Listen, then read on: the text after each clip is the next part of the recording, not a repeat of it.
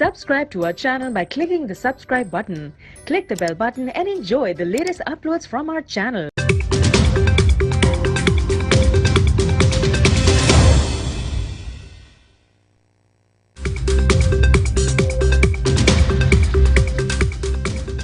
السلام علیکم دوستو، آپ کو بہت بہت خوش آمدید۔ آج یہ جمعہ مبارک جمعہ 12 اگست کا، اور جشن آزادی کے لیے ہم تیاری کر رہے ہیں، اور میں بڑا خوش قسمت سمجھتا ہوں کہ آج چیئرمین عمران خان ہمارے ساتھ ہیں، اور ہمارا آج جو پینل بھی جو ہے وہ بڑا ایک انفلوئنس والا پینل ہے، جس کے اندر کلچرل پرسنالٹیز ہیں، جرنلسٹ ہیں، رائٹرز ہیں۔ سو وداؤٹ اینی فردر اڈو، میں پہلا جو ہے سوال خود خان صاحب، السلام علیکم خان صاحب۔ خان صاحب، یہ 75 سال انشاءاللہ پرسوں پاکستان کی انڈیپینڈنس کے بعد ہونے لگے ہیں۔ میں نے ہمیشہ آپ کو علامہ اقبال کو کوٹ کرتے سنا ہے، اور جس کانٹیکسٹ میں پاکستان ابھی ہے اور جس کانٹیکسٹ میں 1947 میں قائد اعظم محمد علی جناح نے ہمیں یہ آزادی لے کے دی، تو ایک شعر ہے علامہ اقبال کا جو آپ بہت زیادہ کوٹ کرتے ہیں، اور اس پہ اگر تھوڑا سا آپ اس کانٹیکسٹ میں بات بتائیں۔ وہ ہے کہ ہے جرم ضعیفی کی سزا مرگ مفاجات۔ یہ آپ کو کس طرح موٹیویٹ کرتا ہے، یا کیا سوچتے ہیں آپ اس کے بارے میں؟ دیکھیں سلمان، دو مختلف چیزیں ہیں۔ ایک ہے کہ ہم 75 سالہ پاکستان کی جو جشن آزادی ہے وہ انشاءاللہ کل بھرپور طریقے سے بنا رہے ہیں، اور ہم 12 بجے تک اپنا پروگرام ہے جشن آبادی کا، اور اس کے بعد 14 اگست کو ہم خوش آمدید کہیں گے، اس کا استقبال کریں گے فائر ورک سے، اور انشاءاللہ زبردست ایک ایونٹ کر رہے ہیں جس میں ویڈیوز بھی دکھائیں گے، سب کچھ۔ اس کا مقصد صرف یہ ہے کہ ایک آزادی ملی تھی ہمیں 75 سال پہلے، وہ آزادی کیا تھی؟ وہ تھی جسمانی، انگریز کی غلامی سے آزادی۔ لیکن وہ جو حقیقی آزادی ہے اس کے لیے ابھی بھی ہمیں سفر طے کرنا ہے۔ وہ کل میں ایکسپلین کروں گا کہ کیا وہ ہم نے کیا کرنا ہے وہ اصل میں اپنے آپ کو آزاد کرنے کے لیے۔ اور وہ 3 مختلف قسم کی غلامی ہے۔ ایک ذہنی غلامی ہے، ایک جس کو نیو کلونیلزم کہتے ہیں، کہ ایک ملک آپ کو فتح کیے بغیر آپ کے اوپر کنٹرول کر لیتا ہے۔ اور پھر ایک ہے جو ایک ظلم اور ناانصافی کا نظام انسانوں کو غلام بنا دیتا ہے۔ انصاف آزاد کر دیتا ہے، ناانصافی انسانوں کو غلام بنا دیتا ہے، اور انسانوں کا پوٹینشیل ختم کر دیتا ہے، انسان کی پرواز ختم کر دیتا ہے اگر ایک ناانصافی کا نظام ہو، جس کے اوپر حضرت علی رضی اللہ تعالیٰ کا فیمس کال ہے کہ کفر کا نظام چل جائے گا لیکن ظلم اور ناانصافی کا نظام نہیں چل سکتا۔ تو یہ مختلف قسم کی آزادی ہے، ایک ہیومن رائٹس ہے، ایک مینٹل فریڈم ہے، فزیکل فریڈم ہے۔ تو اس کے لیے میں انشاءاللہ کل اپنا پورا پروگرام دوں گا کہ یہ ہے کس قسم کی غلامی، اور پھر اس سے آزاد کیسے ہونا ہے۔ اور جو آپ نے بات کی اس کی ہے جرم ضعیفی کی سزا مرگ مفاجات۔ علامہ اقبال نے کہا ہے کہ جب سے دنیا بنی ہے تقدیر کے کاتب، وہ جو تقدیریں لکھتا ہے، اس نے تب سے یہ فتویٰ دیا ہوا ہے کہ بزدلی کی سزا ہی موت ہے۔ اور اس کا الٹا یہ ہے کہ قرآن کی آیت ہے کہ جو لوگ ایمان لے آئے میں ان کے خوف دور کر دیتا ہوں۔ تو جو خوف ہے وہ انسان کو بزدل بنا دیتا ہے، اور وہ کبھی بھی کسی انسان نے کوئی بڑا کام نہیں کیا جس نے اپنے خوف کے اوپر قابو نہ پایا ہو۔ جی میں اطہر کاظمی صاحب کی طرف جاؤں گا۔ اطہر، آپ اپنا سوال پوچھیں چیئرمین عمران خان سے۔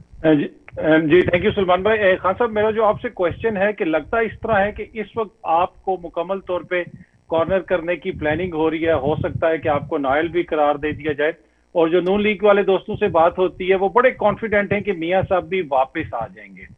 اب اس موقع کے اوپر آپ وے آؤٹ کیا دیکھ رہے ہیں؟ آپ کی جماعت یہاں سے آگے کس طرح نکلے گی؟ اس لیے لگتا ہے اس طرح ہے کہ آپ کو اب گیم سے آؤٹ کیا جائے گا، میاں صاحب کو لایا جائے گا اور پھر کوئی کمپرومائز کروایا جائے گا۔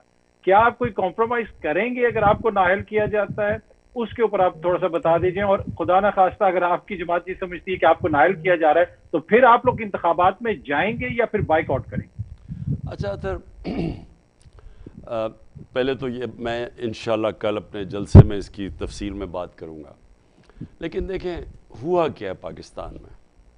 ایک بیرونی سازش تھی، بیرونی سازش کی وجہ سے رجیم چینج ہوئی، ہماری حکومت ہٹائی گئی، اور جنہوں نے یہ سازش کی تھی اندرونی اور بیرونی دونوں سازش کبھی کمپلیٹ نہیں ہوتی جب تک کہ ملک کے اندر میر جعفر اور میر صادق نہ ہو۔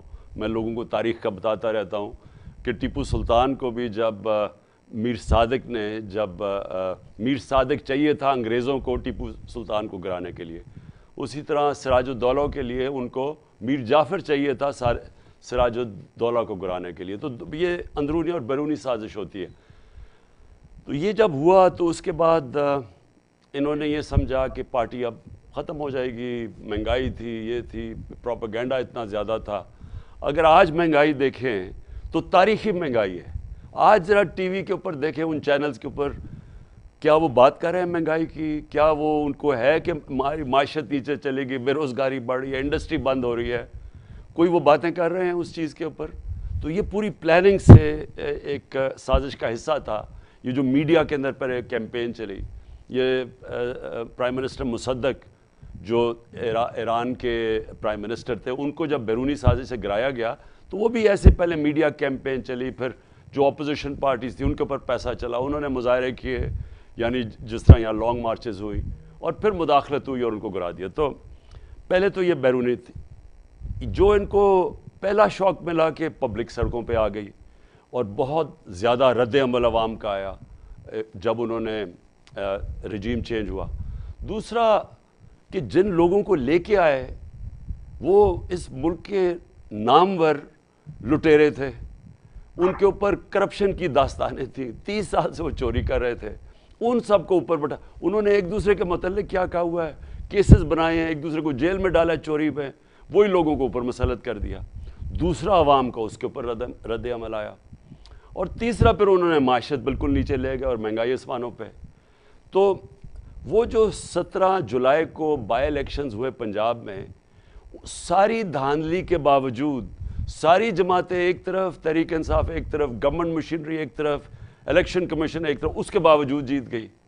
اب اس کے بعد یہ گھبرا گئے ہیں، اب یہ اپنے پلان سی پہ چلے گئے ہیں، اور وہ یہ ہے کہ اب کسی طرح ٹیکٹیکل ناک آؤٹ کیا جائے، مجھے ٹیکنیکل ناک آؤٹ کیا جائے، اور ان کا خیال ہے کہ اس کے بعد جماعت نیچے چلی جائے گی، اور اس کے لیے یہ فورن فنڈنگ کیس ہے، توشہ خانہ کیس ہے، یہ سارے وہ چیزیں ہیں جو کہ جس وقت بھی عدالت کے سامنے جائیں گی، میں آپ کو یقین دلاتا ہوں فیکٹس آئیں گے تو یہ کوئی کیسز ہی نہیں ہے، لیکن یہ تلوار لٹکا دی ہے، اور ان کا خیال یہ ہے، اور لانگ ٹرم پلاننگ کیا ہے کہ پہلے سختی کرو۔ آپ نے دیکھا ہے تحریک انصاف کے اوپر سختی ہے، وہ چینل کے اوپر ARY کے اوپر سختی کر دی ہے، سوچے چینل کو اس کو بین کر دیا ہے۔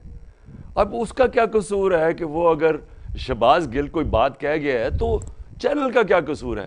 وہ پلان یہ ہے کہ کوئی جو میری آواز ہو وہ بند کی جائے، اور آواز بھی بند کی، اور جو مخالف چینلز ہیں یہ ٹی وی پہ دیکھیں کس طرح کا شدید پروپیگنڈا چل رہا ہے، یہ فوج کو جی عمران خان نے یہ کہہ دیا، ہر چیز ڈھونڈی جا رہی ہے، یہ پورا پروپیگنڈا ہے، اس کے اوپر پیسہ چلا ہوا ہے، اور کوشش یہ ہے کہ پھر یہ پروپیگنڈا کے بعد کوئی بین آ جائے، اور پھر ڈیل یہ کی جائے کہ اچھا جی عمران خان کو بھی ہم اگر یہ بین ہٹاتے ہیں تو نواز شریف کا بھی وہ جو نااہل ہوا ہے وہ بھی ہٹا دیں، یار اس طرح کی کوئی باغین ہے۔ یہ اتنا خوفناک پلان ہے، اس سے پاکستان کو کوئی سمجھ ہی نہیں رہا کہ کتنا بڑا نقصان ہونا ہے۔ ایک پاکستان کی فیڈرل پارٹی کو پہلے، واحد پاکستان کی پارٹی ہے جو سارے صوبوں میں ہے، آج ایک اگر نیشنل ملک کو اکٹھا رکھ سکتی ہے فیڈریشن کو، وہ تحریک انصاف ہے، باقی پارٹیز تو फैमिली पार्टी सुकड़ती रह गई हैं, एक इंटीरियर सिंध में, एक सेंट्रल पंजाब में। तो पहले तो एक फेडरल पार्टी जो कि मुल्क को इकट्ठा रख सकती है, उसको कमज़ोर किया जा रहा है, पहला ये नुकसान।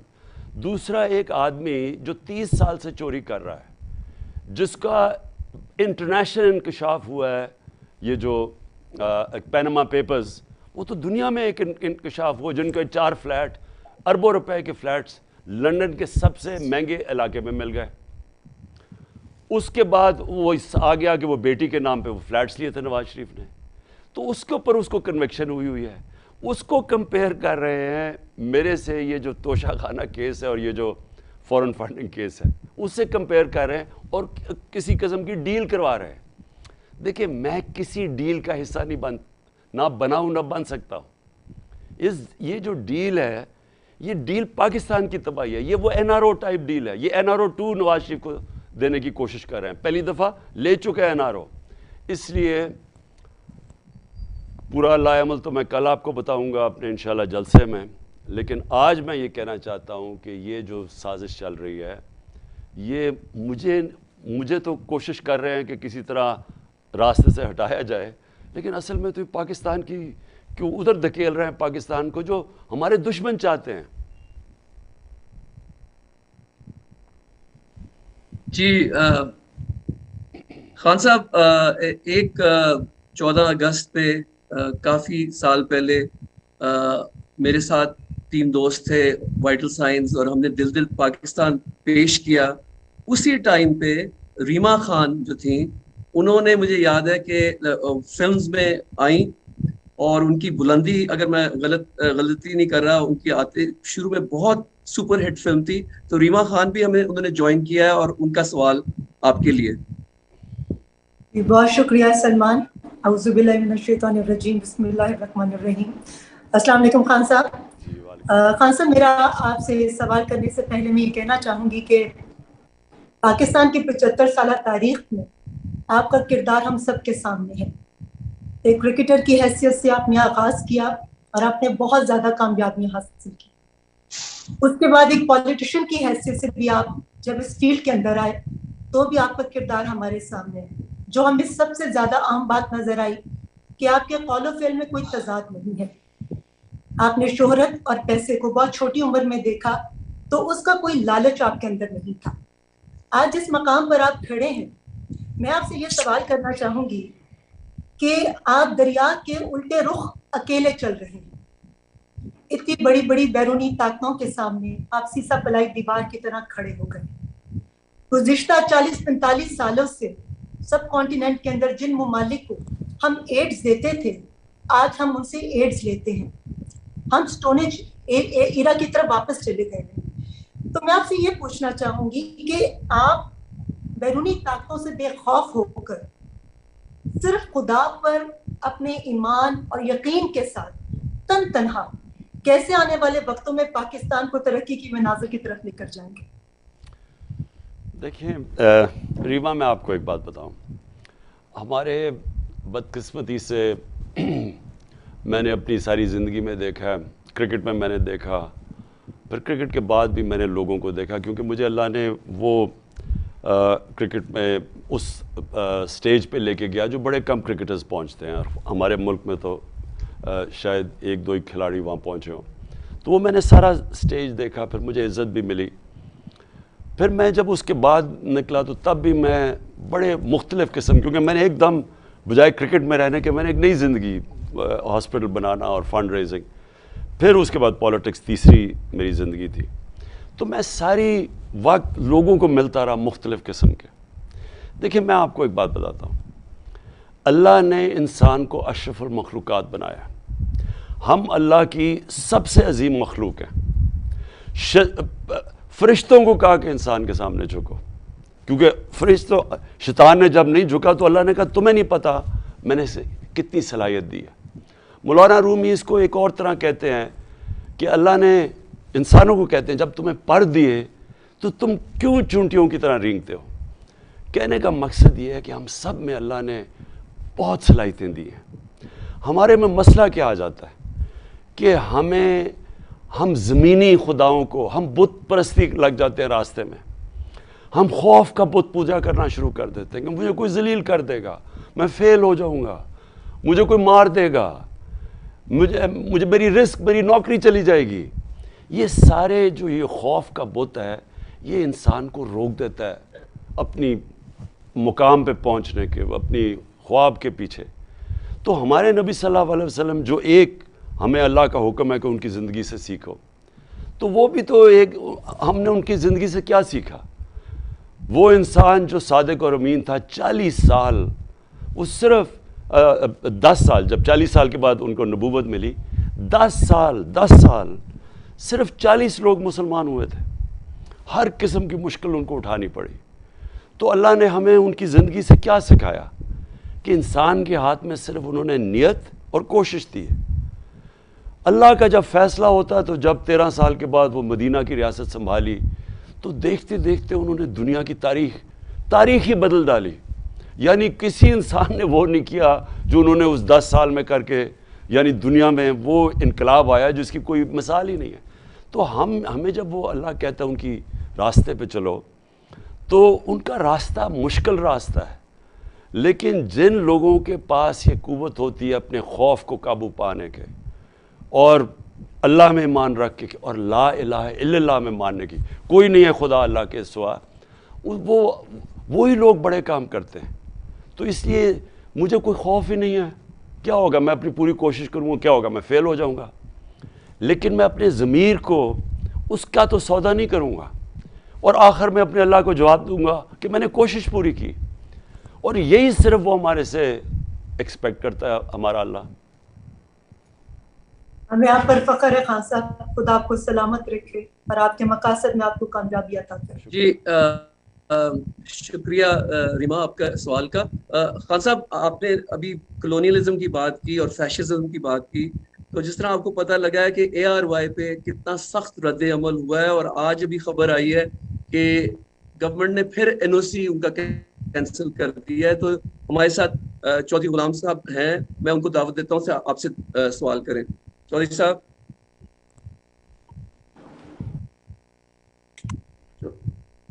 چودھری صاحب جا رہے ہیں میسج کے نہیں ہے، ان کو میری آواز نہیں آ رہی چودھری صاحب کو. تو حبیب اکرم صاحب آپ کو میری آواز آ رہی ہے؟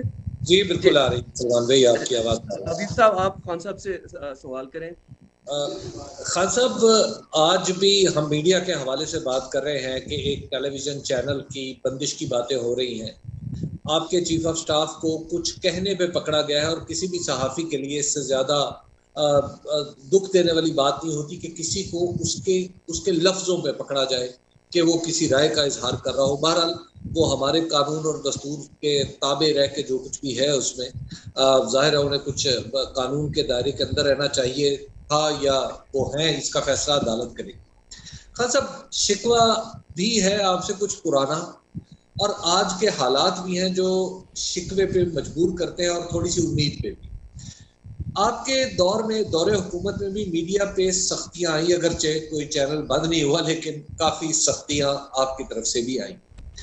اب کیا ہم توقع کریں کہ جب آپ کو دوبارہ اقتدار ملتا ہے تو آپ کی رائے میڈیا کے بارے میں مختلف ہوگی اور آپ کا جو ایکشن ہے میڈیا کے بارے میں وہ زیادہ فرینڈلی ہوگا؟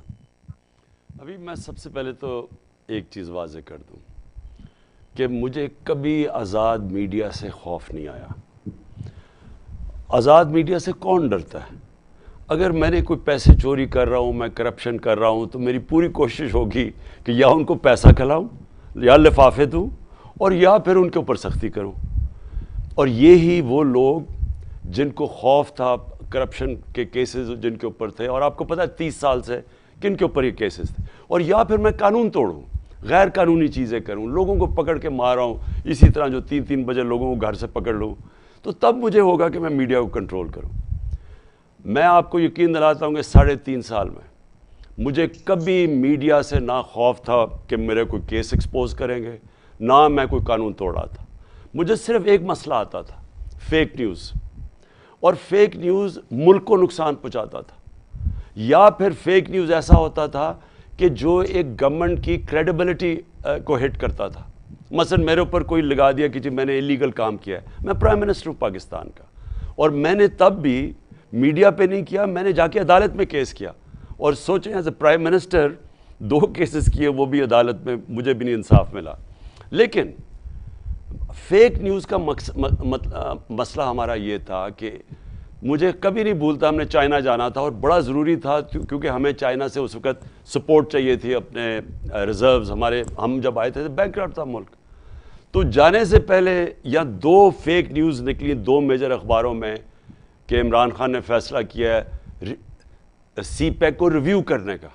اب یہ فیک نیوز تھی. چائنا کے اندر مصیبت پڑ گئی. ہمارا امبیسڈر ایئرپورٹ پہ آیا, اس نے کہا جی یہ وہاں سے نیوز آئی ہے, انہوں نے ہماری ایکسپلینیشن مانگی ہے, اب ہم جا رہے ہیں ان سے سپورٹ مانگنے کے لیے. دیکھیں یہ ملک کو نقصان پہنچتا ہے. پھر ایک دفعہ آ گیا کہ جی روپے, آئی ایم ایف سے فیصلہ کر دیا کہ روپیہ پتہ نہیں 184 پہ پہنچ جائے گا ڈالر. وہ پہلے ہی ہمارے پاس ریزرو نہیں تھے, پینک. تو میں اس طرح کی فیک نیوز ساری دنیا کے اندر گورنمنٹ اس کے خلاف یا انڈیویجولز ایکشن لیتے ہیں, لاز ہوتے ہیں, پروٹیکٹ کرتے ہیں ساری دنیا میں. کیونکہ میں تو انگلینڈ جانتا ہوں, تو میں تو ایک لائبل کیس بھی لڑا ہوا ہوں, تو مجھے تو پتہ ہے. لیکن میں کبھی بھی آزاد میڈیا سے نہیں ڈرا. یہ جو ہوا ہے ARY سے, یہ اس لیے نہیں ہوا کہ ARY نے کوئی غلطی کی ہے.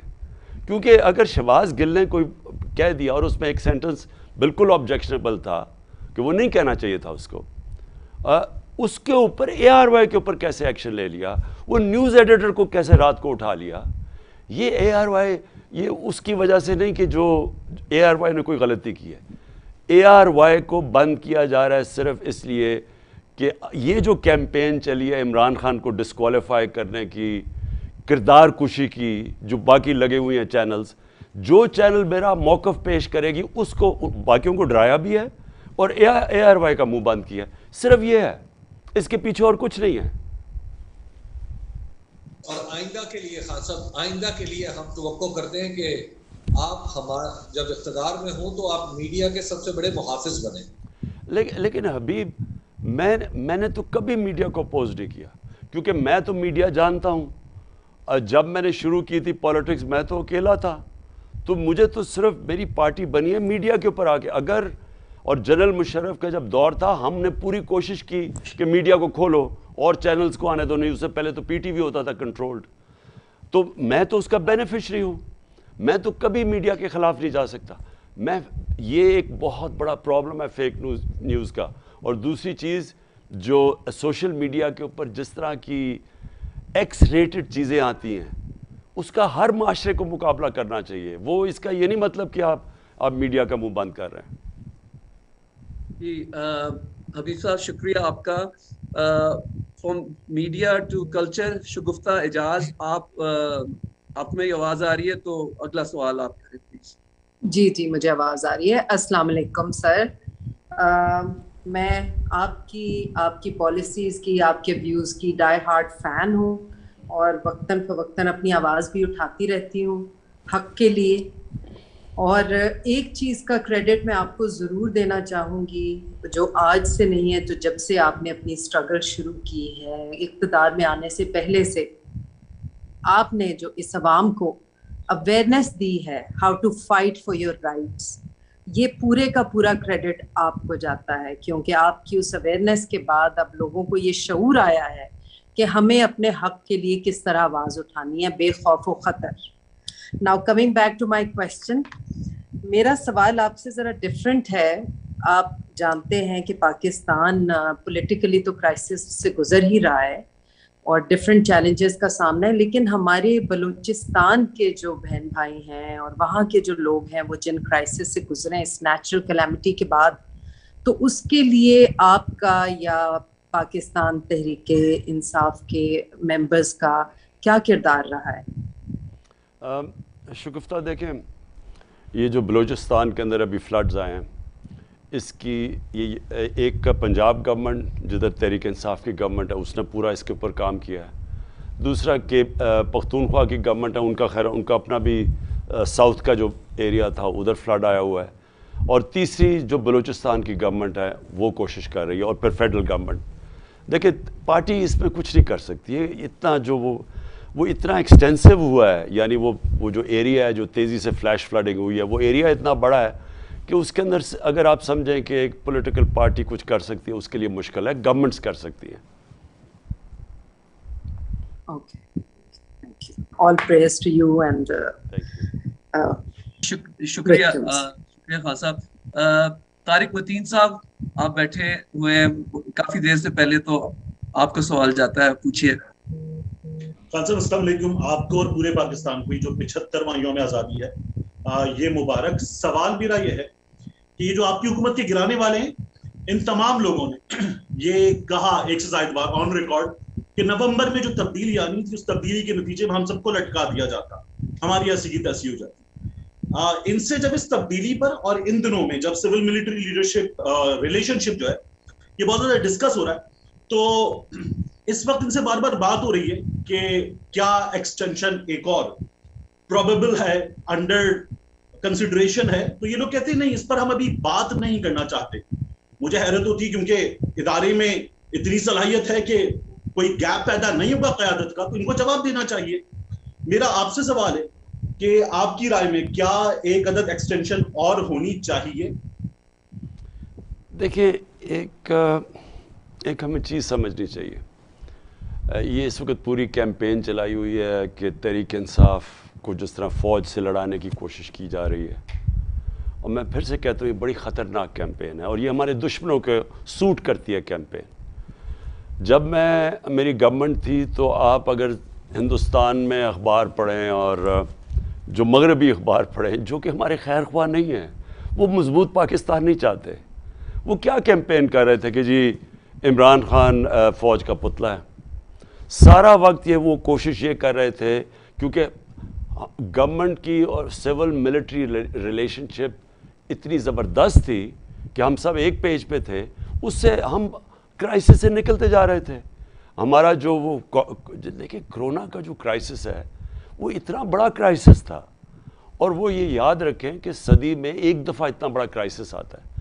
تو اس کرائسس کے اندر جس طرح ہم نکلے ہیں، جس طرح سارے ملک کے ادارے سب نے مل کے لڑے، اور اس میں پاکستانی فوج کا بہت بڑا رول تھا. انہوں نے تو وہاں باہر جو ہمارے دشمن تھے ان کو یہ چیز پسند نہیں آ رہی تھی، تو بار بار بھڑکاتے تھے کہ جی عمران خان تو پتلا ہے فوج کا، وہ تو جو کہتی ہے فوج کہتی ہے. اور ایک fake sites, web sites discover ہوئی، اور تحریک انصاف کے لوگوں نے، ہمارے سوشل میڈیا نے ڈسکور کیا، جسے کہتے ہیں کہ یورپین یونین EU کی جو تھی سائٹس، یہ جو فیک انہوں نے سائٹس بنائی ہوئی تھی، جو ڈسکور کی ڈس انفارمیشن لیب، جس کے اندر ہندوستان سے 800 سائٹس بنائی ہوئی تھی، اور وہ پاکستان کے خلاف مسلسل پروپیگنڈا کر رہی تھی. اور وہ کیا تھا کہ صرف اٹیک ہو رہا تھا عمران خان کو اور پاکستانی فوج کو. تو جو لوگ نہیں چاہتے ملک مضبوط ہو، وہ چاہتے ہیں کہ سول ملٹری ریلیشن شپ اچھی نہ ہو. اب وہی لوگ ہیں جو اس وقت کئی پاکستانی صحافی تب اس یورپین یونین یہ جو ڈس انفارمیشن لیب کا حصہ تھے پاکستان سے، باقی باہر بھی تھے. اب وہی لوگ کوشش کر رہے ہیں کہ کسی طرح پاکستان کی سب سے بڑی پارٹی تحریک انصاف اور فوج کے اندر کسی طرح لڑائی ہو، کسی طرح آپس میں تنازع ہو. یہی ہوا تھا ایسٹ پاکستان میں. پاکستان کی سب سے بڑی پارٹی کا ٹکراؤ ہو گیا تھا پاکستانی فوج کے ساتھ، اور ملک ٹوٹ گیا تھا. ملک کو کمزور کرنے جو چاہتے ہیں وہ چاہیں گے کہ ایک ملک کی جو فیڈریشن کو اکٹھا رکھ سکتی ہے، اس پارٹی کے خلاف وہ فوج کے اور اس کے آمنا سامنا ہو جائے. یہ ہیں پاکستان کے دشمن. یہ اس کے اندر شامل ہیں، یہ جو سارے چور اکٹھے ہوئے ہیں جو اپنے آپ کو PDM کہتے ہیں. یہ سارے ایک دوسرے کو کرپٹ کہتے تھے. انہوں نے کیسز بنائے کرپشن کے ایک دوسرے کے اوپر. ان کی پوری سٹیٹمنٹس ہیں. انہوں نے ایک دوسرے کو کہا یہ کتنا کرپٹ ہے، پیٹ پھاڑ کے پیسہ نکال دوں گا تو گھسیٹوں گا. یہ ساری چیزیں آن ریکارڈ ہیں. اب یہ سب اکٹھے ہو گئے ہیں اور ان کا ایک انٹرسٹ ہے. ان کو پتہ ہے کہ اب الیکشن کے اندر یہ تحریک انصاف کا مقابلہ نہیں کر سکتے. ان کو خوف طاری آ گیا ہے الیکشنز کا. اب ان کی پوری کوشش ہے کہ پوری کیمپین چلائیں کہ کسی طرح یہ ثابت کریں کہ فوج اور تحریک انصاف فوج کے خلاف ہے. فوج کے خلاف کیسے؟ کوئی پارٹی جس کا جینا مرنا پاکستان میں ہو, جن کے کوئی باہر بڑے بڑے لنڈن میں اور باہر پراپرٹیز نہ ہوں, دبئی میں بڑی بڑی پراپرٹیز نہ ہوں, جن کا بیس پاکستان ہو, وہ کیوں چاہیں گے کہ پاکستانی فوج کمزور ہو؟ کیونکہ مسلمان دنیا کے اندر اگر آج آپ دیکھیں تو مسلمان ملکوں کا حال کیا؟ جو مسلمان ملک اپنی حفاظت نہیں کر سکتا, سیریا سے لیں, لیبیا سے لیں, صومالیہ, یمن, سارے ملک دیکھیں تباہی مچی ہوئی ہے. ہمارے ملک کے انٹرسٹ میں ہے ایک تکڑا فوج کا ادارہ, اور جو بھی اس کو کمزور کرنے کی کوشش کرے گا وہ پاکستان کے دشمنوں کا ساتھ دے رہا ہے, اور یہ سازش چل رہی ہے اس وقت. تو یہ جو آپ نے بات کی, ہماری کوشش ہونی چاہیے کہ فوج کے اندر جو بھی میرٹ کے اوپر بہترین لوگ ہیں وہ اوپر آئیں. یہ نہ ہو کہ میں کہوں کہ میرا آرمی چیف ہو, کوئی فلانا کوئی اس کا آرمی چیف ہو. میرٹ کے اوپر جو بیسٹ لوگ آتے ہیں ان کو اوپر آنا چاہیے. ہمارا کیا کنسرن ہے اس کا؟ دنیا کے اندر باہر بھی آرمی چیف بنتے ہیں, برطانیہ میں کبھی سنا ہے اس کے اوپر کوئی ڈسکشن بھی ہوتی ہے؟ میرٹ پہ ہوتا ہے, بن جاتا ہے. شکریہ خان صاحب. خان صاحب, آپ نے پچھلے 26 سال میں یہ جو شعور ہے پورے پاکستان میں, اور خاص کر کے جو آرٹس اینڈ کلچر کمیونٹی ہے, وہ کم لوگ ہیں جو سامنے آتے ہیں, لیکن ان میں بھی بہت زیادہ ایک بیداری ہے, ایک شعور ہے. میں فیصل قریشی کو انوائٹ کرتا ہوں کہ آپ سوال پوچھیں چیئرمین عمران خان صاحب. السلام علیکم سر, آئی ہوپ آپ ٹھیک ٹھاک ہوں گے, اور ہمیشہ سے آپ کے ساتھ ہمارا ساتھ رہا ہے, دعائیں رہی ہیں, اللہ پاک آپ کو پھر کامیاب کرے, اور وی آر ویری ہوپ فل, اور ہمیشہ ہم آپ کے ساتھ ہی ہیں. سوال تھوڑا سا عوامی ہے اور بہت چھوٹی سی بات تھی. ہم آئے دن پڑھتے ہیں, دیکھتے ہیں سوشل میڈیا پہ بھی, نیوز میں بھی, جب عدالت کی طرف سے کوئی فیصلہ آتا ہے تو لوگ جس طرح سے شور مچاتے ہیں کہ عدالتوں کے فیصلے صحیح نہیں ہو رہے, اور یہ عدالتیں صحیح نہیں کر رہی ہیں, یہ کیا چل رہا ہے سارا کچھ. تو جو عام آدمی ہے اس کے ذہن پہ جو اثر پڑتا ہے, اس کو بھی یہ احساس ہوتا ہے کہ شاید اگر اتنے بڑے بڑے جو لوگ ہیں, I am not talking about Tehreek Insaf, کیونکہ تحریک انصاف کی ہمیشہ سے یہی کوشش رہی ہے کہ انصاف پسند ہی رہیں, لیکن میں جنرل بات کر رہا ہوں. تو وہ جو عام انسان ہیں, جو عام لوگ ہیں, ان کا یہ پرسیپشن بنتا جا رہا ہے کہ شاید عدالتوں میں صحیح فیصلے نہیں ہو رہے. سو اس پہ اکثر کبھی بات ہوتی ہے تو لوگ ناراض بھی بہت ہوتے ہیں, لیکن میں چاہتا ہوں کہ اس کے بارے میں آپ بھی تھوڑی سی روشنی ڈالیں. دیکھیے, پہلے تو فیصل, کیا ہماری عدالتوں کی اور ہمارا جو جسٹس سسٹم ہے اس کو بہتر ہونا چاہیے, اس میں اصلاحات ہونی چاہیے؟ بالکل ہونی چاہیے. دیکھیں, کوئی بھی جو مہذب معاشرہ ہے نا, جب تک آپ کے معاشرے کے اندر آپ کی کوالٹی کی جوڈیشری نہیں ہوگی, وہاں انویسٹمنٹ بھی نہیں آتی. دیکھیں, جو انویسٹر آتا ہے نا, اور خاص طور پہ جو سب سے بڑا پاکستان میں جو اس ملک کو اٹھا سکتا ہے وہ ہے اوورسیز پاکستانی. میں اوورسیز پاکستانیز کو اچھی طرح جانتا ہوں. کبھی ان سے پوچھیں کہ وہ کیوں نہیں پاکستان میں پیسہ انویسٹ کرتے. وہ دبئی میں کر دیتے ہیں, کئی ملیشیا میں کر دیتے ہیں, کئی بنگلہ دیش میں بھی چلے گئے, پاکستان میں کیوں نہیں کرتے؟ وہ سب سے بڑی ایک چیز آپ کو بتائیں گے کہ ان کو کانٹریکٹ انفورسمنٹ کے اوپر اعتماد ہی نہیں ہے, کہ اگر ان کا کانٹریکٹ ہو اور وہ کوئی رینیگ کر جائے تو ان کا پیسہ ڈوب جائے گا. تو ان کو یہ جو ہمارے جسٹس سسٹم ہے, اس کی امپروومنٹ ہمیں چاہیے اگر ہم نے ملک کو اٹھانا ہے. اور یہ کہیں بھی آپ چلے جائیں, رول آف لا جتنا زیادہ ہوگا اتنی زیادہ انویسٹمنٹ آئے گی اس ملک میں. یہ دنیا اٹھا کے دیکھ لیں کہ آپ کے ملک میں ریسورسز ہوں گے بھی نہیں زیادہ, اثاثے بھی نہیں زیادہ ہوں گے ملک کے اندر, لیکن خوشحال ہوگا ملک, کیونکہ ان کا جسٹس سسٹم کام کر رہا ہے. ایک بڑی اچھی سیئنگ ہے ونسٹن چرچل کی, کہ جب وہ پورا حملہ ہو رہا تھا ہٹلر کی فوجوں کا, یورپ فتح کر لیا تھا, جب برطانیہ کو خوف آ گیا تھا کہ کیا ہم بچیں گے بھی یا نہیں, بمباری ہو رہی تھی, تو لوگوں نے جب چرچل سے پوچھا کہ کیا ہم بچ جائیں گے, تو اس نے جواب دیا, کیا ہماری عدالتیں انصاف دے رہی ہیں؟ انہوں نے کہا دے رہی ہیں. کہتا پھر کوئی طاقت ہمیں نہیں ختم کر سکتی. تو یہ یاد رکھیں, جو جسٹس سسٹم ہے نا, وہ ہے corner stone of a civilise society. اب آ جائیں کہ لوگ مانتے نہیں ہیں فیصلے. دیکھیں, اگر میں کرپٹ آدمی ہوں نا, اور اگر میں نے چوری سے پیسہ بنایا ہے, تو میں کبھی بھی نہیں چاہوں گا کہ آپ کی عدالتیں صحیح معنی میں چلیں، کیونکہ اگر وہ چلیں گی تو میں پکڑا جاؤں گا. سو ان کی پوری کوشش ہوتی ہے عدالتوں کو متاثر کرنے کی، پیسے چلاتے ہیں، ججز کو پیسے دیتے ہیں. اس ملک کے اندر ڈنڈوں سے اٹیک کیا گیا سپریم کورٹ کو جب وہ نواز شریف کا کیس سننے لگے تھے کرپشن کا. پھر ایک چیف جسٹس کو بگایا اور پھر پیسے چلائے، بریف کیس چلوائے اس چیف جسٹس کو ہٹانے کے لیے. تو یہ تو ہماری تاریخ ہے. کرپٹ لوگ کبھی بھی ایک ملک کے اندر اچھا انصاف کا نظام نہیں آنے دیں گے، بیکاز بائی ڈیفینیشن اگر آپ کے ملک میں انصاف ہے تو کرپشن نہیں ہے. اچھا، اور دوسری چیز کیا ہے کہ وہ پھر جب ان کے خلاف کوئی فیصلہ آتا ہے، اور بڑی کم یہاں طاقتور کے خلاف فیصلہ آیا ہے، تو وہ پھر پوری کوشش کرتے ہیں عدالتوں کو ڈسکریڈٹ کرنے کے لیے.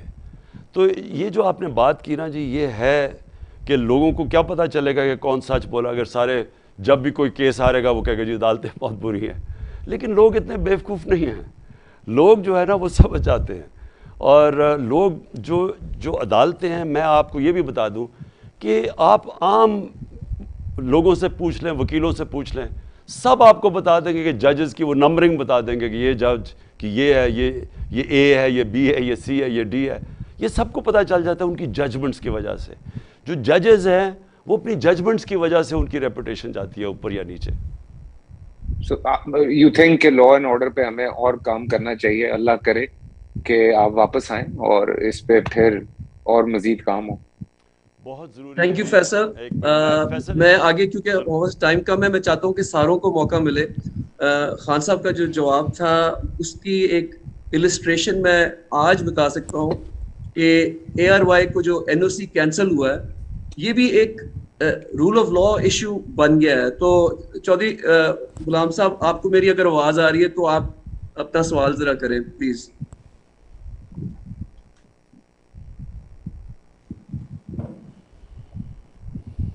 میں آپ کو انمیوٹ کر دیں، چودھری صاحب انمیوٹ کر دیں. آ گئی آواز؟ جی جی. عمران خان جو ہے پاکستان کی 75 سالہ تاریخ میں قائد اعظم محمد علی جناح کے بعد اگر سب سے بڑا پاپولر عظیم قیادت جو ہے وہ آئی ہے تو وہ عمران خان کی شکل میں آئی ہے.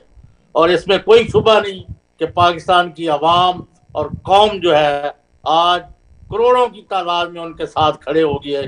اور پوری دنیا میں جدھر جدھر پاکستانی ہیں ادھر ادھر پاکستان کے لیے وہ سمجھتے ہیں کہ عمران خان میجر کنٹریبیوشن ان کی ہے اور یہ پاکستان کو آگے لے کے جا سکتے ہیں. ہیونگ سیڈ دس، اور میرا خیال ہے کہ عوام کو شکست نہیں دی جا سکتی، اور اگر فری فیئر امپارشل الیکشن ہو تو عمران خان کو یہ تمام اکٹھے بھی ہو جائیں تو نہیں ہرا سکتے. لیکن اب تاثر یہ پھیلایا جا رہا ہے کہ چونکہ 4 مہینے پہلے فوج نے اور ان لوگوں نے خان صاحب کو نکالا ہے تو ان کو واپس نہیں آنے دیں گے. اور اس یعنی کنفرنٹیشن کو ختم کرنے کے لیے فوج اور پی ٹی آئی اور عمران خان کے درمیان جو ظاہر کی جا رہی ہے، what initiatives are being taken, or is my perception in your view correct, or this I am jumping to conclusion?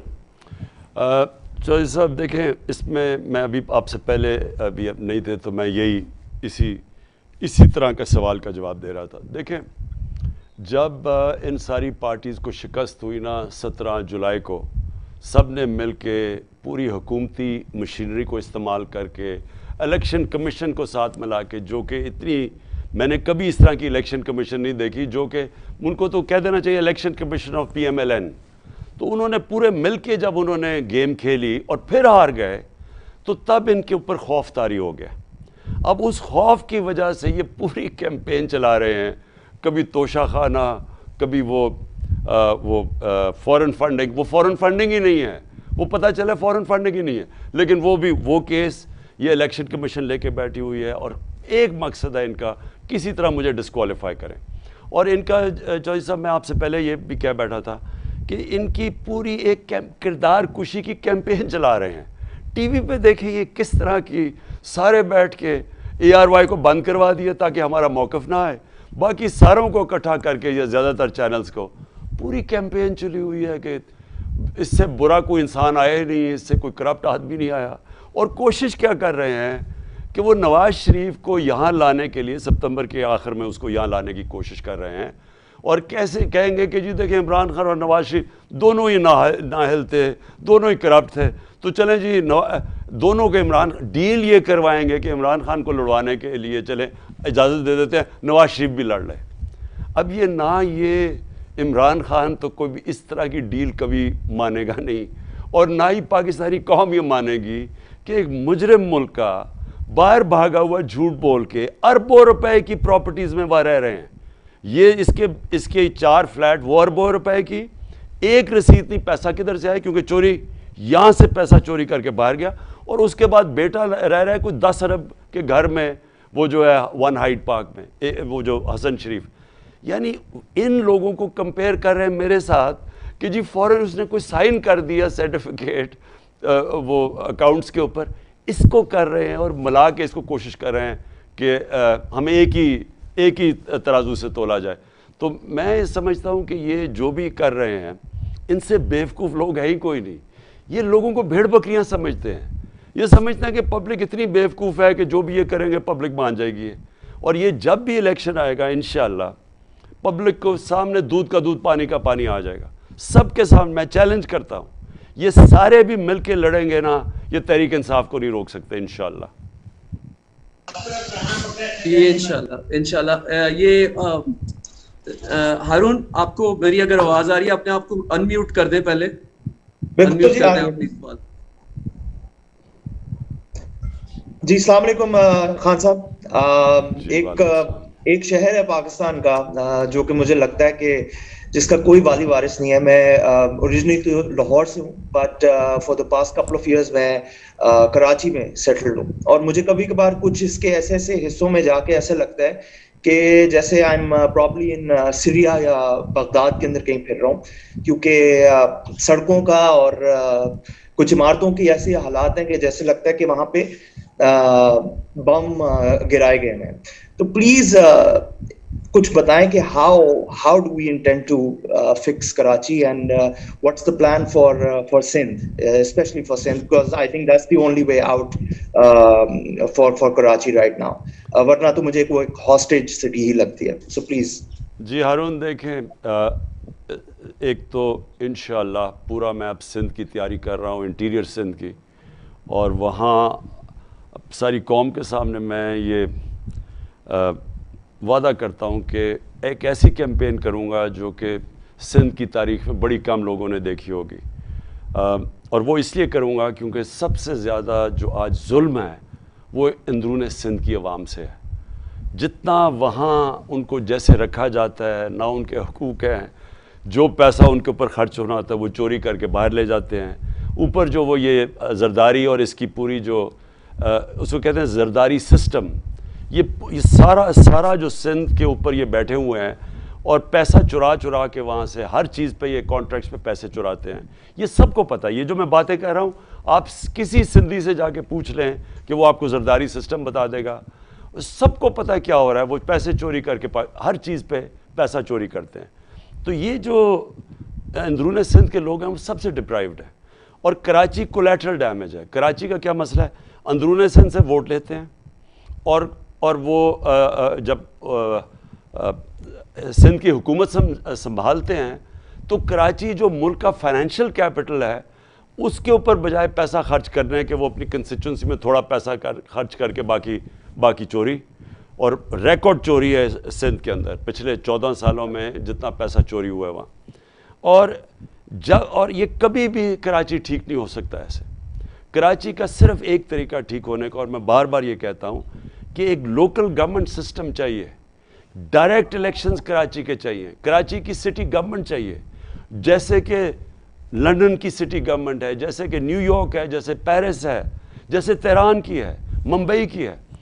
وہ اپنے پیسے اکٹھے کرے، اور کراچی پاکستان جس طرح میں نے کہا فائنینشیل کیپٹل ہے پاکستان کا، ادھر سے پیسہ اکٹھا کرے، اور وہ پھر اس کے کنٹرول میں ہو، سیروج سسٹم، پانی کا نظام، سب کچھ وہ گورنمنٹ کے ہو۔ اور میں آپ کو یقین دلاتا ہوں کہ اگر وہ اسی طرح چلایا جائے جس طرح کہ دنیا میں بڑے بڑے شہر چلتے ہیں تو کراچی بڑی تیزی سے اٹھ سکتا ہے۔ لیکن جس طرح ابھی کراچی چلایا جا رہا ہے کہ سندھ کے ڈیولپمنٹ فنڈ سے کراچی کی الوکیشن آتی ہے، وہ کبھی بھی اتنا پیسہ نہیں ہوگا کہ کراچی کو ٹھیک، یہ کھنڈر ہی بنا رہے گا۔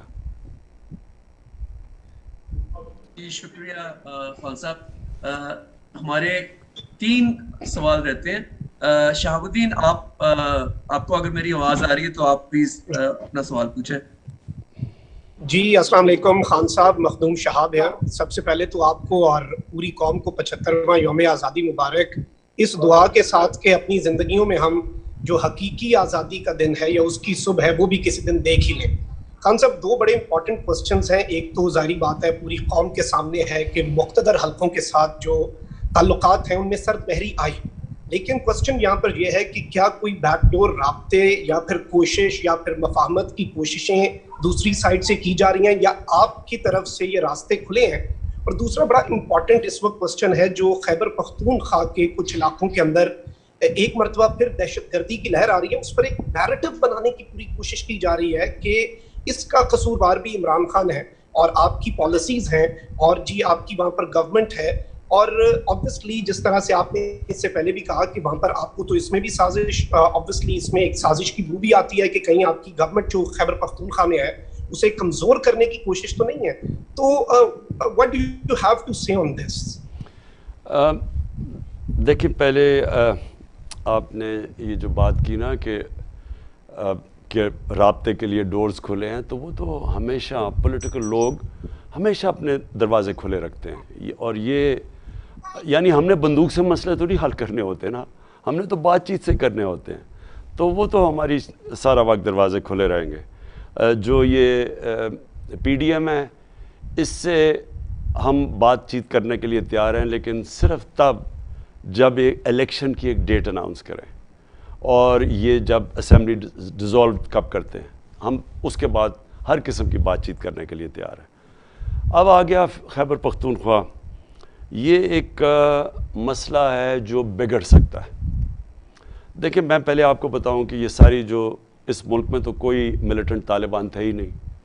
آپ کو میں تاریخ بتا دوں کہ ہم نے امریکہ کی جنگ میں شرکت کی اور ہمیں دھمکی ملی امریکہ سے، اور ہماری لیڈرشپ کے پاس وہ دم نہیں تھا کہ اپنے ملک کے مفادات کے لیے ریزسٹ کریں، کیونکہ دھمکیاں تو ملتی رہتی ہیں ملکوں سے، لیکن ایک قوم اپنے ملک کے مفادات پہلے رکھتی ہے۔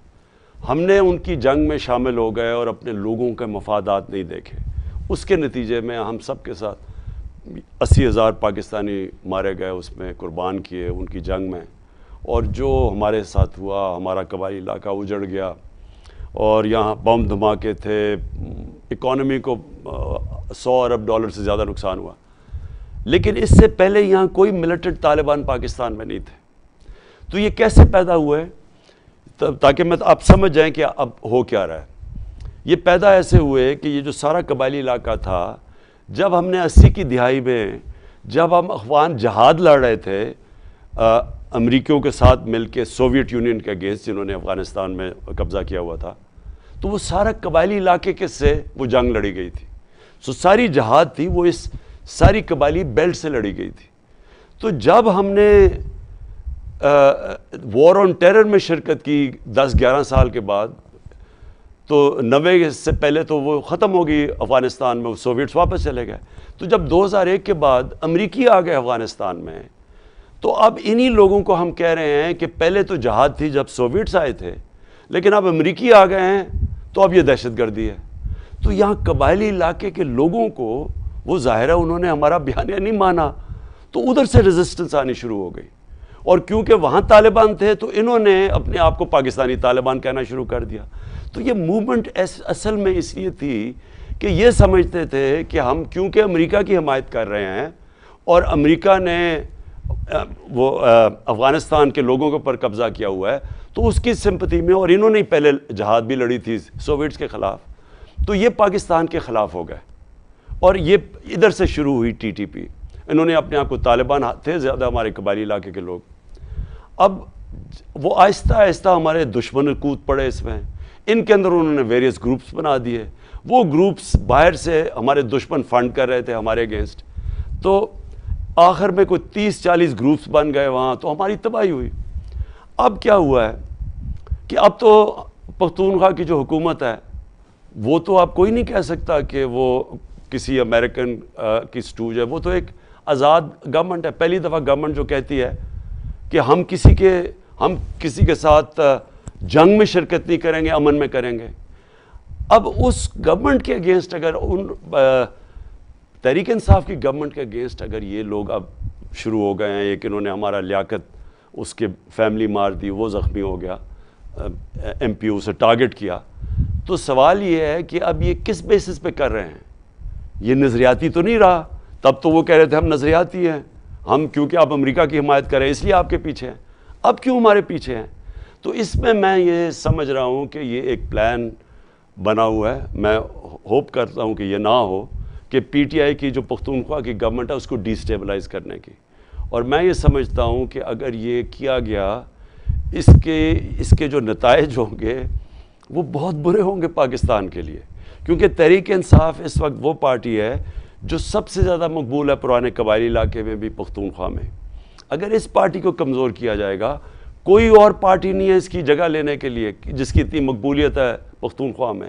تو اگر پولیٹیکل پارٹی کو کمزور کر دیں گے تو پھر کون اس صوبے کو ساتھ رکھے گا, اکٹھا رکھے گا؟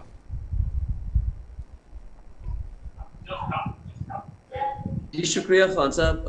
بالکل آپ صحیح کہہ رہے ہیں کہ 1980 کے ٹیکٹکس استعمال کر رہے ہیں 21ویں صدی میں, جہاں سوشل میڈیا ہے, ٹویٹر سپیسز ہیں اور انفارمیشن بند نہیں کی جا سکتی. اور اس کا ایگزامپل ہے اسامہ غازی انتظار کر رہے ہیں. اسامہ آپ اپنے آپ کو انمیوٹ کر دیں اور آپ سوال اپنا پوچھیں پلیز. السلام علیکم خان صاحب. آپ بھی کہہ چکے ہیں کہ یہ پی ڈی ایم حکومت پھنس چکی ہے, پی ڈی ایم والے بھی کہتے ہیں ہمیں تو لایا گیا. تو اب وہ آفر بھی کرتے ہیں کہ جی پہلے آپ کے پی اور پنجاب کی اسمبلیاں تحلیل کر دیں تو ہم جنرل الیکشن کا وعدہ کرتے ہیں. تو آپ کو یہ ٹریپ لگتا ہے یا آپ اس بارے میں سوچ رہے ہیں؟ ہم بالکل دیکھیں, اگر یہ کہتے ہیں کہ ایک الیکشن ڈیٹ دے دیتے ہیں تو ہم سب مل کے اپنی ساری اسمبلیز ختم کر دیتے ہیں, تو یہ تو بڑی اچھی چیز ہے. لیکن یہ ابھی تک تو ہمیں کوئی انڈیکیشن نہیں ہے. دیکھیں ان کے اندر سے مکس سگنلز آ رہی ہیں. پی ڈی ایم ایک وہ لوگوں کا اکٹھے ہوئے ہیں جن کے کوئی انٹرسٹ ہی مختلف ہیں. اب آصف زرداری چاہے گا ہی نہیں کہ سندھ کی گورنمنٹ چلی جائے, کیونکہ اگر اس کی گورنمنٹ چلی گئی تو میں آپ کو یقین دلاتا ہوں فری اینڈ فیئر الیکشن میں وہ کبھی بھی اب واپس نہیں آ سکتا سندھ کے اندر. تو وہ اس کو پکڑ کے بیٹھا ہوا ہے.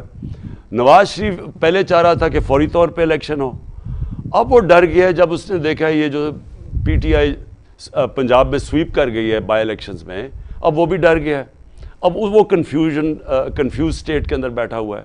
شہباز شریف بڑی دیر کے بعد جیسے اچکن پہنی ہے تو یہ اس سے چمٹا ہوا ہے, لیکن ان کی اکانومی نیچے جا رہی ہے, یا مہنگائی جو اس وقت لوگوں سے جو حالات ہیں لوگوں کے مہنگائی میں, خاص طور پہ اب بجلی کے بل جب آ رہے ہیں, جو اب یہ پٹرول اور ڈیزل حالانکہ انٹرنیشنل مارکیٹ میں نیچے آ گئے ہیں, ابھی انہوں نے اتنا اوپر رکھا ہوا ہے. تو ایک ساری عوام کے اندر یہ نیچے گرتے جا رہے ہیں.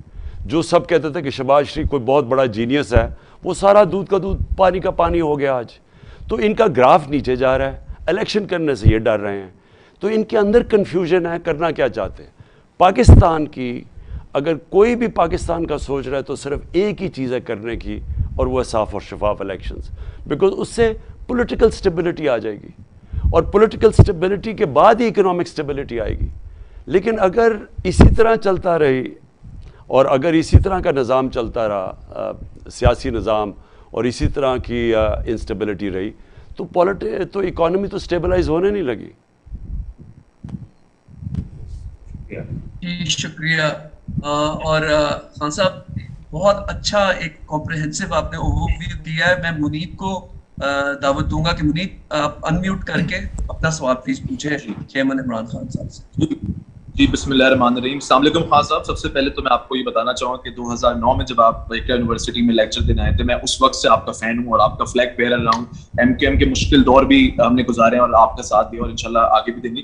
خان صاحب کوشچن میرا یہ ہے کہ اگر جو کرنٹ فاسسٹ گورنمنٹ ہے, اگر یہ آپ کو کنارہ کشی جو آپ کو کارنر کرنا چاہ رہی ہے جوڈیشری کے تھرو, اگر یہ نہیں کر پاتی اور فاسسزم میں اندھے ہو کے اگر یہ آپ کو گاڈ فاربڈ خدا نہ خواستہ اگر آپ کو اریسٹ کرنے کی طرف جاتی ہے, جس کا آپ بھی پہلے کہہ چکے ہیں, تو اس سچویشن کے اندر خان صاحب آپ کا جو سیکنڈ لیڈرشپ ہوگی وہ کون ہوگی جو لیڈ کرے گا پارٹی کو, اور کارکنوں کے لیے اور فالوورز کے لیے کیا رایا ملوگا, क्वेश्चन नंबर 1. क्वेश्चन 2 ये खान साहब के बहुत सारे आपके ऐसे भी आपके मेंबर्स असेंबली के जो आपको छोड़ के गए, तो इस चीज की खान साहब क्या गारंटी है कि नेक्स्ट टाइम आप जिनको टिकट देंगे वो जो है वो पैसों की खातिर लौटे नहीं होंगे? और जितने भी लोग आपको छोड़ के गए उनमें से सबसे ज्यादा दुख आपको किस एक ऐसी शख्सियत के आपको छोड़ के जाने का हुआ? Thank you so much. देखिए, पहले तो अरेस्ट करने की आप बात कर रहे हैं, बिल्कुल ये फैशिज्म में डिसेंड कर गया पाकिस्तान. इन्होंने जो 25 मई को जिस तरह का जुल्म किया लोगों के ऊपर, मैंने तो कभी पाकिस्तान में ऐसे नहीं देखा कि वो शहरी जिनके ऊपर ना कोई दहशत गर्द कह सकते हैं उनको, ना कोई उन्होंने कभी तसादम किया मुल्क में, रात के 2-2 बजे उनके घरों के अंदर छलांगे मार के पुलिस जा रही है, उनको दहशत फैला रही है, डरा रही है, पुरअमन एहतजाज हो रहा है, फैमिलीज़ के ऊपर शेलिंग कर रहे हैं, टीयर गैस, और जो जुल्म किया इन्होंने. तो ये तो सिर्फ एक डरी हुई हुकूमत जो चाहती है कि किसी तरह खौफ फैला के लोगों को डरा दे और लोग चुप करके सहम के एक्सेप्ट कर जाए इनको, ये इनकी कोशिश है. तो ये भी टैक्टिक्स है इनकी कि ये भी इनकी चली कि इमरान खान को किसी तरह जेल में डाल दें, गद्दार बना दें, उसको गद्दार कौन बना रहे हैं? जिन्होंने 30 साल से इस मुल्क का पैसा चोरी करके 12 अरब रुपए की प्रॉपर्टीज़ में बैठे हुए हैं, जिनके बच्चे बाहर हैं, टब्बर बाहर बैठा हुआ है, बिजनेसेस बाहर हैं, छुट्टियां बाहर हैं उनकी, वो हमें गद्दार कह रहे हैं जो सब कुछ बेच के पाकिस्तान आ गया, जो 20 साल बाहर कमाई की. तो ये इनकी कोशिश है, ये डेस्परेट है कि क्योंकि इनको डर लगा हुआ है इलेक्शन से और ये इनको पता है कि हार जाएंगे, तो इसलिए पूरी कोशिश कर रहे हैं कि खौफ हरासा फैला के किसी तरह मुझे साइड पे करवा के और नवाज शरीफ को बाहर बुलवा के उसको ड्राई क्लीनर से गुजार के और कहें कि जनाब अब इलेक्शन हो जाए. ये होगा नहीं. ये जितना ये करेंगे आवाम के अंदर इसका रद्द अमल बढ़ता जाएगा. ये रियलाइज़ नहीं करते कि आप ARY को दबा भी दें तो सोशल मीडिया को तो कोई भी रोक नहीं सकता, और ये रियलाइज़ नहीं करते कि अवाम में वो शऊर और बेदारी आ चुकी है जो कभी पाकिस्तान में पहले थी नहीं. और इंशाअल्लाह कल के जलसे में आप देखेंगे कि पब्लिक किस तरह निकलेगी, इस जश्न भी बनाएगी, और जिनको इंशाअल्लाह मैं बताऊंगा हकीकी आज़ादी होती क्या है. तो आप देखेंगे कि ये जो फैशिस्ट टैक्टिक्स हैं और ये जो खौफ के अंदर ये कोशिश कर रहे हैं, ये फेल हो जाएंगी. और इसका मुझे कोई फ़िक्र नहीं है, लेकिन मुझे डर ये है कि जितनी देर ये रह रहे हैं पाकिस्तान की माशरत नीचे जा रही है. आपका दूसरा क्वेश्चन था मोहिद्दीन.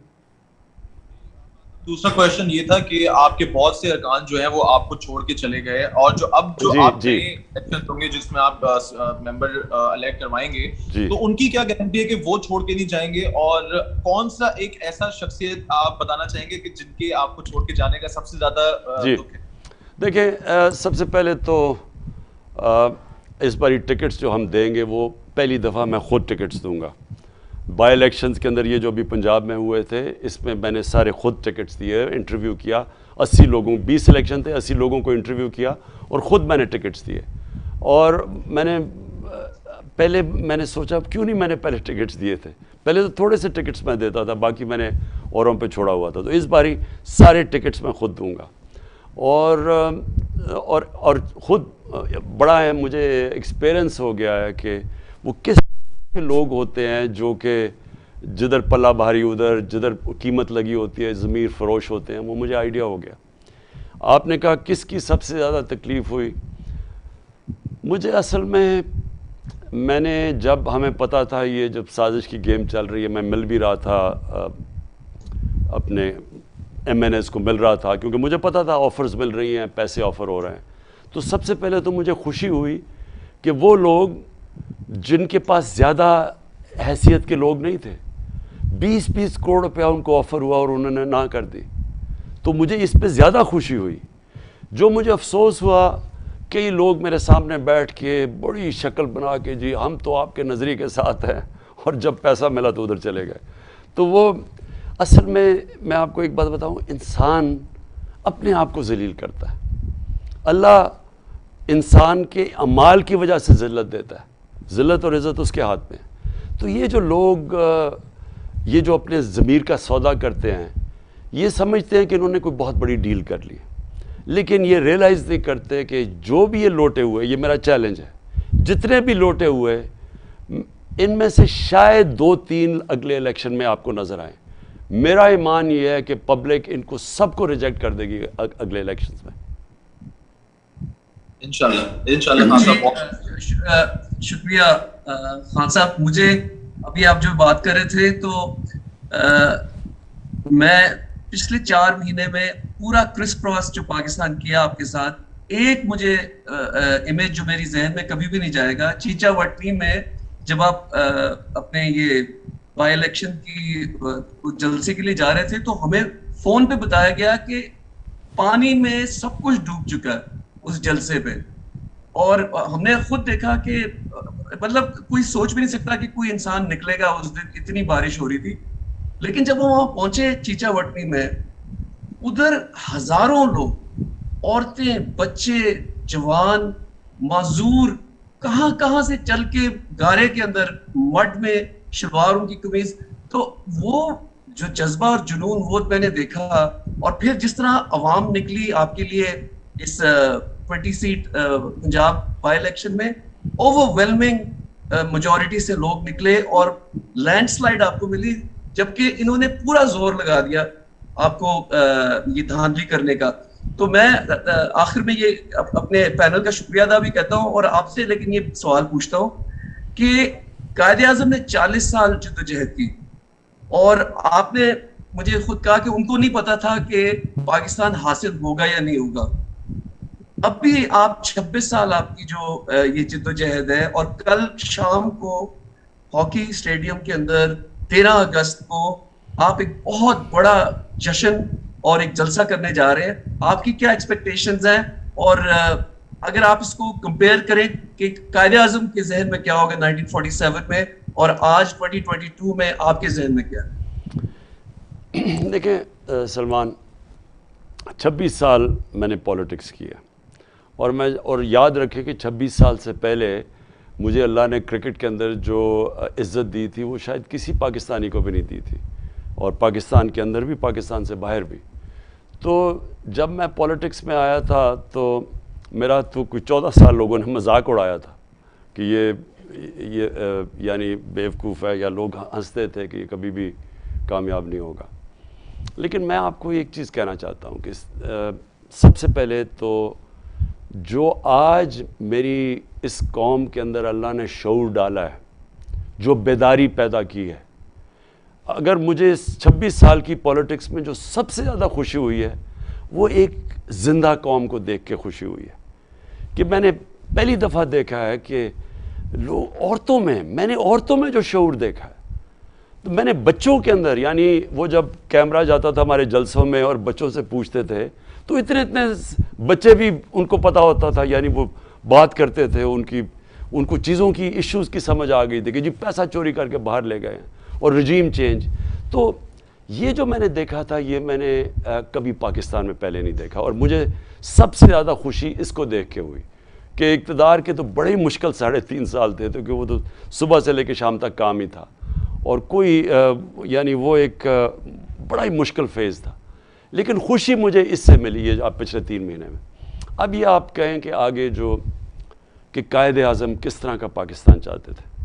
میں کل قائد اعظم کی ایک ان کی جو اسپیچ ہے اس کا ایکسرپٹ بھی سناؤں گا لوگوں کو کہ کیا یہ وجہ تھی. 40 سال انہوں نے ایک آزادی کے لیے جد و جہد کی. پہلے کوشش کی ہندو مسلم یونٹی کے ایمبیسڈر بن کے کہ ہم انگریزوں کے خلاف مل کے آزاد کریں، اور پھر جب پتہ چلا کہ وہ جو کانگریس کے لوگ تھے وہ ہندوؤں کے لیے آزادی چاہ رہے تھے، وہ مسلمانوں کے لیے نہیں چاہ رہے تھے، تو تب قائد اعظم پھر مسلم لیگ کی طرف گئے اور ان کو ریئلائز کیا کہ یہ جو نریندر مودی کا ہندوستان ہے اس میں تو مسلمان 2nd کلاس سٹیزن ہے. تو قائد اعظم نے تب بھی کہہ دیا تھا، تو وہ میں کوٹ بھی دکھاؤں گا. اب قائد اعظم کیوں چاہتے تھے کہ ایک آزاد ملک بنے، اور علامہ اقبال کی جو ساری فلسفہ تھا مسلمانوں کو جگانے کا غلامی سے، وہ سارا تھا کیا کہ صرف ایک خوددار قوم، ایک غیرت مند قوم وہی صرف بڑے کام کر سکتی ہے، اسی کی صرف پرواز اوپر جا سکتی ہے. تو ہم ادھر سے جو سفر ہمیں انہوں نے اتنی قربانیاں دے کے پاکستان بنایا, تو ہم نے جو سفر طے کرنا تھا, ہماری پرواز اوپر جانی تھی, بدقسمتی سے وہ اوپر نہیں گئی, کیونکہ ہم نے حقیقی آزادی ہمیں ملی نہیں. اور وہ میں کل لوگوں کو ایکسپلین کروں گا کہ کیوں نہیں ملی, اور کل لوگوں کو بتاؤں گا ہم نے کیسے لینی ہے, وہ کیا کیا ہم نے سٹیپس لینے ہیں کہ اپنے ملک کو حقیقی طور پہ آزاد کرنا ہے. اور جب حقیقی طور پہ پاکستان آزاد ہوگا تو تب یہ اس مقام پہ پہنچے گا جو بڑی خواب تھی پاکستان کی, اسلامی فلاحی ریاست. ایک اس کے لیے جو علامہ اقبال نے کیا کیا انہوں نے اس کے اوپر نہیں لکھا کہ وہ کیا وہ ریاست کیسی ہونی چاہیے, وہ ساری تھی نبی صلی اللہ علیہ وسلم کی مدینہ کے ریاست کے اصولوں کے اوپر. لوگ کہتے ہیں جی وہ تو 14 سال 15 سال 100 سال پہلے کی آپ باتیں کر رہے ہیں. وہ اصول آج اتنے ہی ریلیونٹ ہیں جتنے تب, اور ہمیشہ رہیں گے ریلیونٹ, جن اصولوں کے اوپر انہوں نے بیس کی تھی, جس کی وجہ سے مسلمانوں نے دنیا کی امامت کی تھی. تو جب اللہ قرآن میں ہمیں بار بار کہتا ہے کہ ان کی نبی صلی اللہ علیہ وسلم کی سنت پہ چلو, ان کی زندگی سے سیکھو, تو وہ یہ ہمیں کہہ رہے ہیں کہ اگر آپ ان کی جو سنت تھی مدینہ کی ریاست, اس کے بیسز پہ, ان پرنسپلز کے اوپر پاکستان کو کھڑا کرو گے تو تب اس کی پرواز اوپر ہوگی. بدقسمتی سے بجائے اس راستے پہ جانے کے جدھر جانا چاہیے تھا آج سے 75 سال پہلے, ہم دوسرے راستے پہ نکل گئے, جس کی وجہ سے آج ہمارے حالات برے ہیں. جی بہت بہت شکریہ عمران خان صاحب. جنون سے اور عشق سے ملتی ہے آزادی, قربانی کی باہوں میں ملتی ہے آزادی. میں اپنے پینل کا بھی شکریہ ادا کرتا ہوں. مجھے پتا ہے آپ لوگوں کے پاس اور سوال تھے بہت سارے, لیکن آج ٹائم ہمارا محدود ہے, تو انشاءاللہ پھر ایک سپیس کریں گے. لیکن کل شام کو آپ نے اگر لاہور میں ہیں تو ہاکی اسٹیڈیم ضرور آئیں 13 اگست کو, اور ہم جشن آزادی کریں گے. 75ویں سال ہے پاکستان کی آزادی کا, اور لیکن حقیقی آزادی کی جنگ آگے چلے گی. شکریہ.